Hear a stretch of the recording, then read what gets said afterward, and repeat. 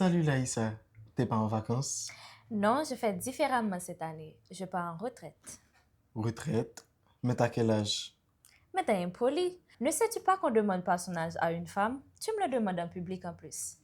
Mieux vaut que nous prenions une pause maintenant, on y reviendra pour parler de tout cela. Le saviez-vous?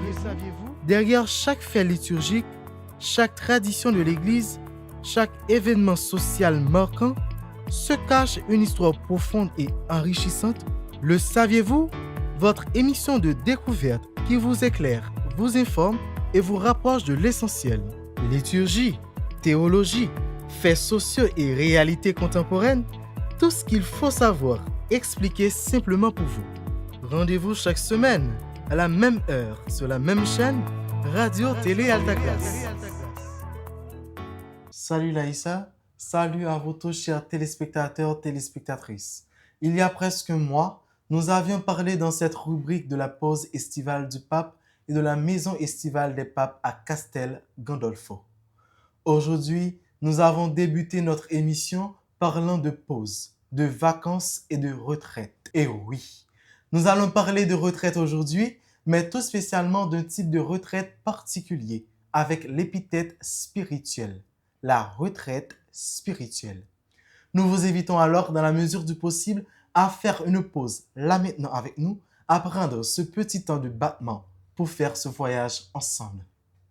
Pour commencer, Laïssa, c'est quoi une retraite? D'une façon générale, toutes les retraites signifient la même chose. S'arrêter, se retirer, se replier. Le mot vient du latin retraire qui signifie se retirer loin du monde, ou encore retractare, donner une deuxième traite, un deuxième traitement. En effet, quand quelqu'un part en retraite, il entre dans un régime différent de traitement. La retraite implique toujours un retrait. Retrait de la vie professionnelle, retrait de ses activités quotidiennes ordinaires, du train-train quotidien. Elle est toujours un temps d'arrêt, une pause, comme des vacances. La différence réside dans le fait qu'elle peut être temporaire ou définitive. En français, dans un premier temps, retraite était le participe passé du verbe retraire, qu'on n'utilise plus dans ce sens et qui signifie uniquement désormais traire à nouveau. Le verbe retraire ancien a été dès lors remplacé par le verbe retirer. Au XVIe siècle, le mot retraite s'écrivait de cette façon: R-E-T-R-A-I-C-T-E. Vous voyez son lien avec rétracter, d'où les expressions battre en retraite, manœuvre en retraite. Cela dit, quelqu'un qui prend sa retraite de la vie professionnelle, c'est quelqu'un qui prend ses vacances définitives. En ce sens, chaque vacances, chaque arrêt est une petite retraite. On se remet en retrait pour se reposer, pour refaire ses idées, pour reprendre des forces, pour faire le plein d'énergie afin de recommencer neuf. Voilà ce qui nous amène à parler encore de la retraite. Mais dans un domaine particulier, la retraite dans la vie spirituelle, dite une retraite spirituelle. Attention, cela ne signifie pas prendre des vacances dans sa vie spirituelle, comme si on arrêtait toute activité, tout exercice spirituel. Au contraire, c'est intensifier la vie spirituelle, c'est faire un retrait des activités habituelles avec un objectif spirituel.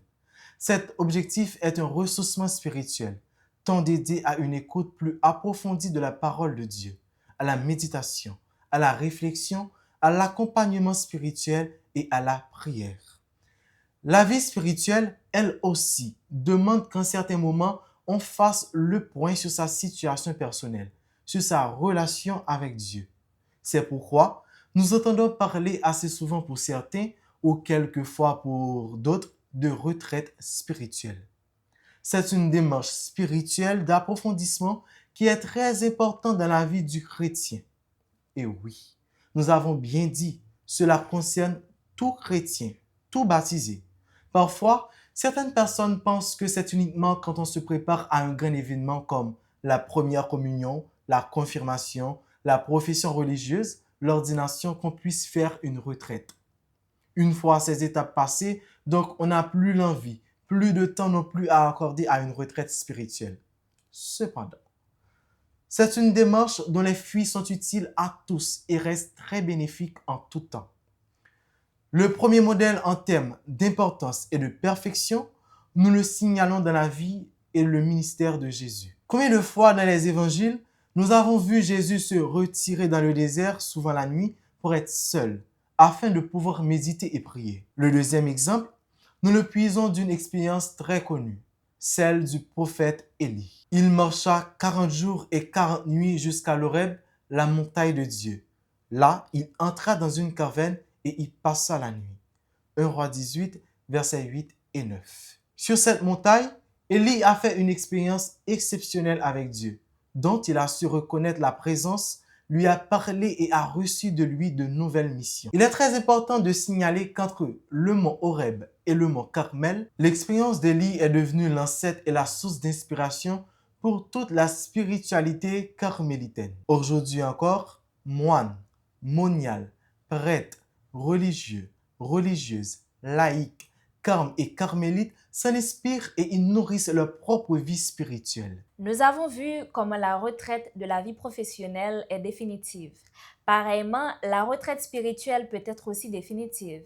Cela arrive quand le retrait du monde est définitif. Quand quelqu'un peut, pour répondre à l'appel de Dieu, décide de se retirer de la vie ordinaire du monde, se met en retrait pour vivre une vie spirituelle plus intense, soit comme ermite, anachorète, religieux cloîtré.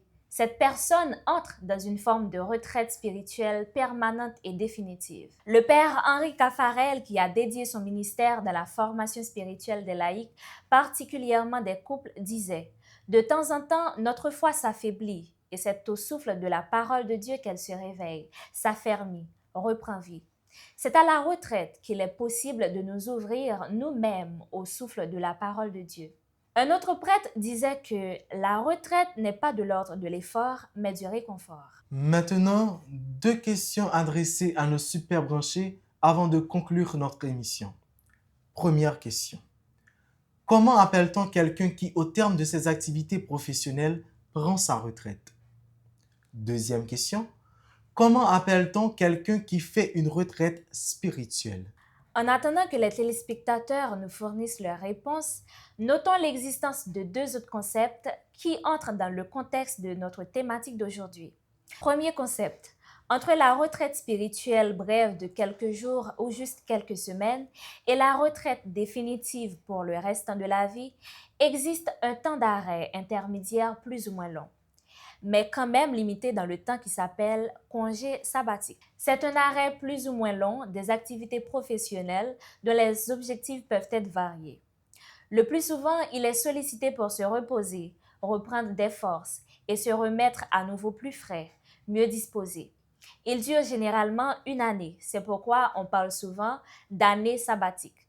Il prend sa source dans la Bible à partir du sabbat, le repos de Dieu et surtout de l'injonction de la loi de Moïse, de faire reposer la terre pendant 1 année après 6 ans de travail, donc la 7e année. Deuxième concept. Il existe aussi un autre exercice spirituel appelé récollection. La récollection est encore plus brève que la retraite. Elle ne dure généralement qu'1 journée. C'est comme une petite retraite.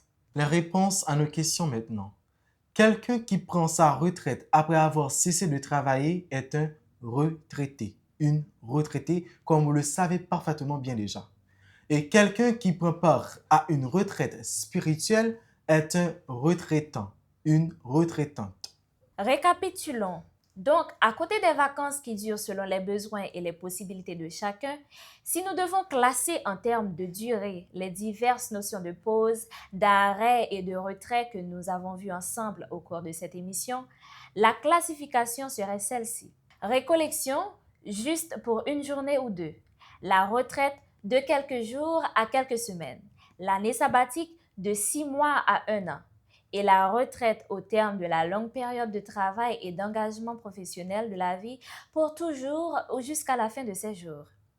Il est bien de parler de la retraite parce que les sentiments sont partagés d'une personne à une autre quand il s'agit de partir à la retraite. Certains sont excités à l'idée d'arriver à ce moment et voudraient l'anticiper. D'autres le redoutent et voudraient le repousser le plus longtemps que possible. Pire encore, ces sentiments contraires déchirent et divisent parfois la même personne qui est contente d'arriver à la retraite et qui craint de s'ennuyer ou d'être considérée comme invalide, importe par son entourage et par la société. Alors, place à nos souhaits maintenant. Prenez soin de vous. Bon repos. Bonnes vacances à ceux qui sont en vacances.